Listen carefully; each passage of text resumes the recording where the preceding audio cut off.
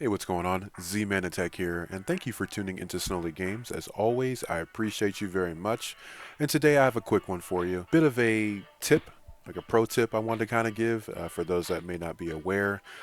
Should you not have internet, like if you have an internet outage or just you're in a place that doesn't have internet and you want to play some Xbox games, um, there's a chance that they're not going to run. It's not going to let you, and it's going to be frustrating. So, without much further ado, I'm going to show you how to get around that. So, what you want to do from your home menu, you want to hit the home button, go over to the right until you get to profile and system, then go to settings. Okay, we're going to go to general personalization. We're going to go down to my home Xbox. Okay. Now, I don't know why mine wasn't automatically selected, but when I tell you I was upset, I was like, yo, it wasn't even just Game Pass games. It was literal games that I purchased. I have an Xbox Series S, so, I can't use discs. All my stuff is purchased digital games. So I was like, yo, what's going on here? You telling me that the games I paid money for I can't play? I was like, bruh, I was literally like livid. So basically, make sure this is checked if it is not. As you can see here, it says, what is a home Xbox? When this is your home Xbox, people can play your downloaded games without you signing in. Plus, if you have Xbox Game Pass, your whole household gets to enjoy it on this console. All right. It says we recommend this on a console that you use the most. You can have one home Xbox at a time and can switch 5 times a year.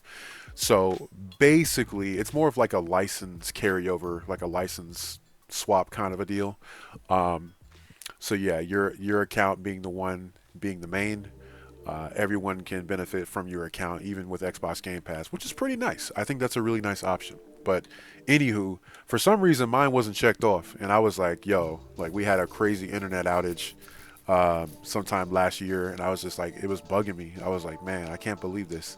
I can't believe I can't play the games I paid for. I was very upset. Now, after setting your Xbox as the home Xbox, without internet, if that's still an issue, sometimes you may need to actually force it into offline mode.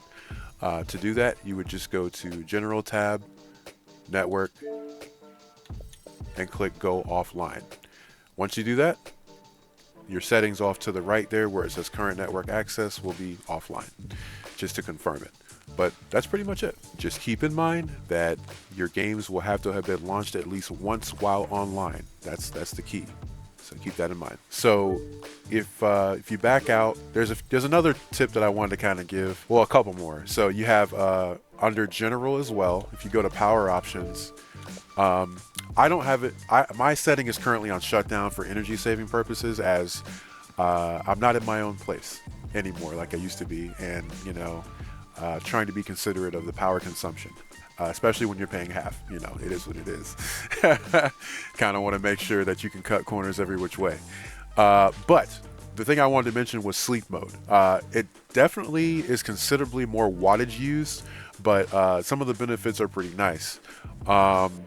Like the console sleeps instead of shutting down. It uses more power, which those are negatives. But the thing that is nice is that you can wake it up remotely and install a game. Should you be surfing or browsing, shopping online on the website of Xbox.com and want to buy a game when you're away, and have it installed on your system. That way, when you get home, you can jump right to it. That is the benefit, really, of this mode. Otherwise, the really, I would say the only two good things are the waking the console remotely to install games, and that it starts up faster. Otherwise, yeah, I mean that's an extra 10 to 15, that's 10 to 15 watts that it goes up to in power consumption. So, it gets a little up there. All right. The other thing is, I want to say go to devices and connections, controllers and headsets, and the controller you have basically on currently will be the one that's listed. If you have others, they'll show up as well. You go to the three dots and then you want to update. Always update your controllers. It doesn't do it automatically like other systems, you know, PlayStation.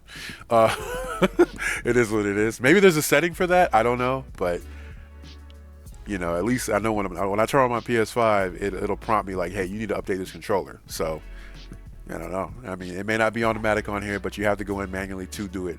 I have experienced issues with playing certain games. I hate to say it, it was an indie game, but you know, I'm not sure how frequent that is with other games, whether they be AAA or not. But there was an issue where the controller just was not functioning at all, and I'm like, what the heck's going on? I couldn't play the game. So it turns out I need to update my controller. So go to update now. There you go, applying the update.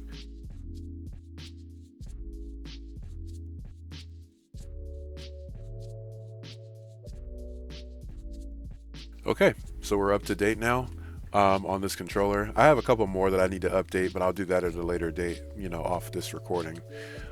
Just kind of wanted to, you know, showcase, you know, just a few tips, you know, some of the things that I learned that definitely helped me out later in the long run.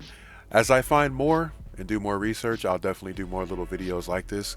But yeah, I just want to do a quick one just to kind of, you know, put it out there for those that may have experienced this or may have not yet experienced it and might freak out like, what the heck's going on? So, but yeah, that's pretty much it. I'm going to leave it here. Hopefully this was helpful to you. If it was, drop a comment down below. Let me know that it helped you out. I appreciate everyone's, you know, feedback on these type of videos. Lets me know I'm not wasting my time. But yeah, hopefully it can help somebody out, man. And if you like what you've seen, be sure to hit that like button. It helps out a ton with the algorithm to help push my content to others like yourself. And if you're new here, consider subscribing for more content like this. Have a good one. Take care. I'll catch you on the next one.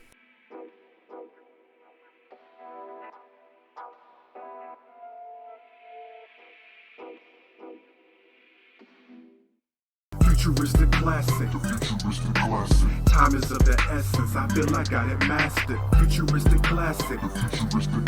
It's always moving forward, so I'm never moving backwards.